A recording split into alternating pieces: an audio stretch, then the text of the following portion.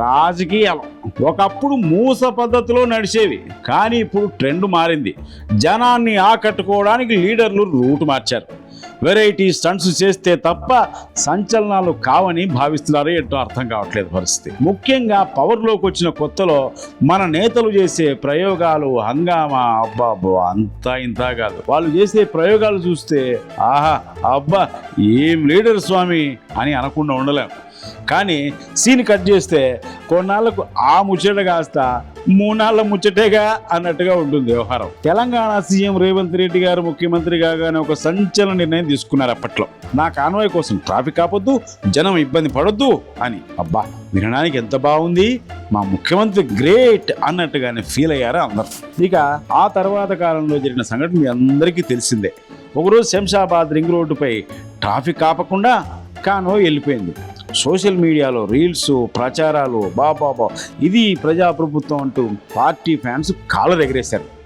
Cut చేస్తే ఎన్నిసార్లు హైదరాబాద్ నడి రోడ్డు మీద సీఎం రేవంత్ రెడ్డి ఈ మధ్య కాలంలో కార్లు ఆపలేదు. మొన్న హైదరాబాద్ నడిబొడ్డన రవీంద్ర భారతి చౌరస్తాలో ఏం జరిగింది? సీఎం కాన్వాయ్ వస్తుందని పోలీసులు నలువైపులా వాహనాలు నిలిపేశారు. నడి ఎండలో కోటి లకడికప్పుడు ట్యాంక్ బండ్ వైపు వెళ్లే వాహనదారులు చెమటలు కక్కుతూ గంటల తరబడి నిలబడాల్సి వచ్చింది. మరి అప్పట్లో ట్రాఫిక్ లేని రింగ్ రోడ్డులో వీడియోలు చేసి ప్రచారం చేసుకున్నారు. వారేవా క్యా టాలెంట్ పిఆర్ టీమ్ హై అని జనాలు ట్వీట్కున్నారు. ఇక ఇంకో ముచ్చట ఏంటంటే మొదట్లో సెక్రటేరియట్ చుట్టూ తిరిగిన సీఎం ఇప్పుడు ఆ పరిసరాలకి రావడం మానేశాడంట. ఎందుకై ఉంటుంది ఏమో మరి, అది మీకే బాగా తెలుసు. ఇక పక్క రాష్ట్రం తమిళనాడు విషయానికి వస్తే అక్కడ పొలిటికల్ స్క్రీన్ పై దళపతి విజయ్ ట్రాఫిక్ ఇబ్బందులపై డేరింగ్ డెసిషన్ తీసుకున్నాడు. అయితే ఆయన కూడా రేవంత్ రెడ్డి బాటలోనే నడుస్తారా అనే డౌట్ అనుమానం వస్తోంది అందరికి. ప్రస్తుతానికి సింప్లిసిటీకి కేర్ ఆఫ్ అడ్రస్ గా కనిపిస్తున్నారు విజయ్.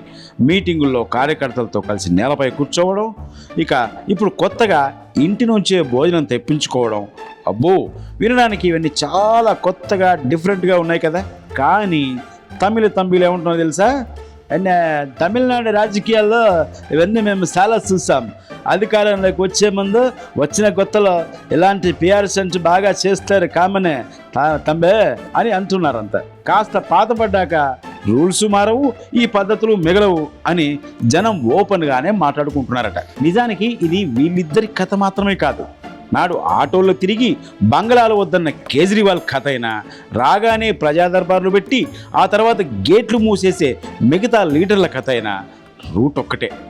నాయకులు మారచ్చు, వాళ్ళు చెప్పే ట్రెండ్లు మారచ్చు, కానీ పవర్ చేతికొచ్చాక ప్రోటోకాల్ సెక్యూరిటీ పేరుతో జనం ట్రాఫిక్లో ఇరుక్కోవడం మాత్రం మారదు కాక మారదు. ఇవన్నీ చూస్తుంటే మీకు ఒక సామెత గుర్తొస్తుంది కదా.